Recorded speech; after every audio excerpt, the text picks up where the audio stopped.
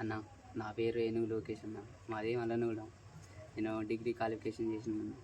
నాకు health problem వల్ల కళ్ళు సరిగా అవుపడట్లేదన్న. నా ట్రీట్మెంట్కి 50,000 అవుతాయి. ఒక్క టెస్ట్ చేస్తే మళ్ళీ కళ్ళు వచ్చే అవకాశం ఉందన్న. లేకపోతే అసలు కళ్ళు పోతాయి అంట. కళ్ళు కనపడవు అన్న. తండ్రి చనిపోయిండు, తండ్రి లేడు, తల్లి లేదు. ఎవరి దగ్గర ఉంటున్నా లోకేష్? పెద్దమ్మ వాళ్ళ దగ్గర ఉంటున్నాను. ఇప్పుడు ఎంత ఖర్చు అవుతుంది లోకేష్ నీ వైద్యానికి? 50 అంటే అటు ఇటు 1,00,000 రూపాయలు. 1,00,000 రూపాయల దాకా ఖర్చు అవుతుంది. కంటి చూపుతో పాటు ఇంకా సమస్యలు ఏమో? Leg pain, head. అసలు ఈ సమస్య ఎట్లా వచ్చింది లోకేష్ నీకు? అంటే నాకు ఇక్కడ ఆపరేషన్ చేశారన్న చిన్నప్పుడు. కడిపోయింది. అంటే హాస్టల్లో అప్పుడు కిందనే పడుకునేది. దానివల్ల అది ఒత్తుకొని బాగా పెయిన్ వస్తే ఆపరేషన్ చేయించారు. అది ఎక్కువైంది, పెద్ద. అంటే ఎన్ని సంవత్సరాల టైంలో అయింది నీకు ఆపరేషన్? అంటే ఎగ్జామ్ అంటే మామూలుగా ఉజ్జాయింపు ఎన్ని సంవత్సరాలు? అంటే ఒక 14 సంవత్సరాల క్రితం. నాన్నగారు ఎలా చనిపోయారు? హెల్త్ ప్రాబ్లం వల్ల చనిపోయింది నాన్నగారు. మొలలు అయినాయి నాన్నకి. మందు తాగొద్దన్నారు. ఆల్కహాలిక్ కదా, ఓపిక పట్టుకోలేకపోయాడు. డిగ్రీ ఏ గ్రూప్ చేసావు? BCom computer. పాస్ అయ్యావా? ఫస్ట్ సెమ్ ఒకటే రాసా.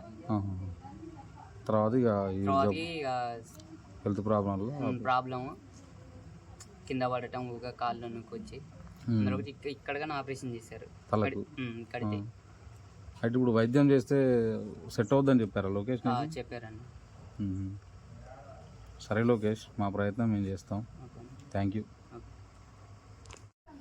నమస్కారం అండి.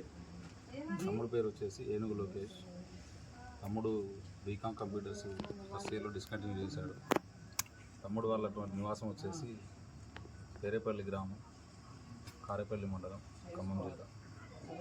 తన చిన్న వయసులో జరిగినటువంటి చిన్న సర్జరీ, కంటి సర్జరీ వల్ల తను వెన్నపూస దగ్గర సర్జరీ చేయడం జరిగింది. ఆ సర్జరీ జరిగిన తర్వాత తను కంటి చూపు క్రమక్రమేణా కోల్పోవడం జరిగింది. ఆ కంటి చూపు కోల్పోయే క్రమంలో తనకు తల మీద కూడా ఒక చిన్న సర్జరీ కూడా జరగడం జరిగింది.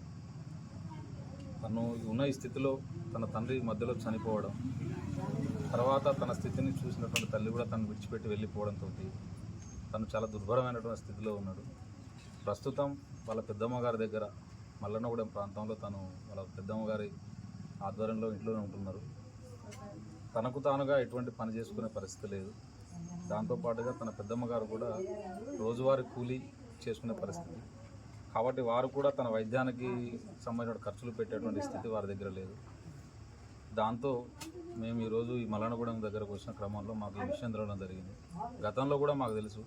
ఆ విషయాన్ని మేము సోషల్ మీడియాలో పెట్టినాం, కానీ దానివల్ల పెద్ద ప్రతిఫలం అయితే ఏం జరగలేదు.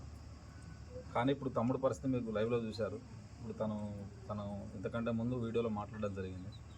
తన పూర్తి విషయాలు, ఆరోగ్య విషయాలు కావచ్చు, తన సర్జరీ విషయం కావచ్చు, తన కుటుంబ నేపథ్యం కావచ్చు, చాలా దుర్భరంగా ఉంది, బాధాకరంగా ఉంది.